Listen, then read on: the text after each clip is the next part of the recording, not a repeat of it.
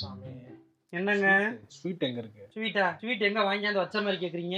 இல்லையா? கைய வீட்டு ஈசிக்கிட்டு வர்றது எதுவுமே அப்புறம் இங்க வந்து ஸ்வீட் இருக்கா திங்கிற கதா இருக்கான்னு கேட்க வேண்டியது. தேவையில்லாம நீ ஸ்ட்ரெஸ் பண்ண. ஏற்கனவே நான் ஸ்ட்ரெஸ் ஓவர்லோட் ஆகி தான் வந்துடுறேன். ஸ்ட்ரெஸ்ஸா இருக்கீங்களா? ஸ்ட்ரெஸ் ஆகி எனக்கு ரொம்ப அப்படியே இருக்கு. எனக்கு அப்படியே ஒரு மாதிரி ரொம்ப ஸ்ட்ரெஸ்ஸா இருக்கு. நீங்க வாழ்க்கையே ஏங்க உங்களுக்கு என்னங்க ஆச்சு? ஏங்க இவ்வளவு ஸ்ட்ரெஸ்ஸா இருக்கீங்க? என்ன ரொம்ப பிரச்சனை? ஸ்ட்ரெஸ்ஸா இருக்குமா எனக்கு. அப்படியே ஒரு மாதிரி இருக்குமா எனக்கு. என்னங்க பிரச்சனை? என்னடா வாழ்க்கை இது? வாழ்க்கை ஏன் இப்படி இருக்கு நமக்கு மட்டும்? அப்படின்னு ரொம்ப நான் சண்டை போறேன்னு கோச்சுக்கிட்டு ஸ்ட்ரெஸ் ஆறீங்களா? இல்ல கணவன் மனைவிக்குள்ள அப்படிதாங்க இருக்கும். சண்டை போறதுல அது சொல்லலமா. ரொம்ப ஸ்ட்ரெஸ்ஸா இதா இருக்கு. ரொம்ப ஸ்ட்ரெஸ் எதை பத்தி யோசிக்காதீங்க. ரொம்ப இருக்கு எனக்கு. போன்ல ரீல்ஸ் ரொம்ப ஸ்ட்ரெஸ்ஸா இருக்கு. அவங்களுக்கு ஏத்தி விடுறாங்க.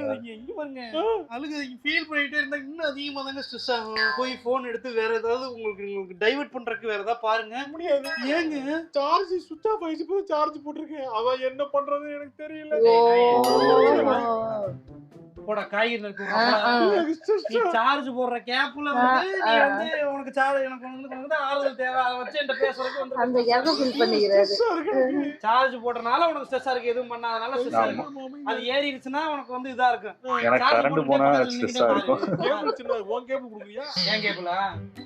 உன் சார்ஜர்னா கொஞ்சம் படுத்துக்கிட்டே பார்க்கலாம். அவங்கள கேட்டேன்.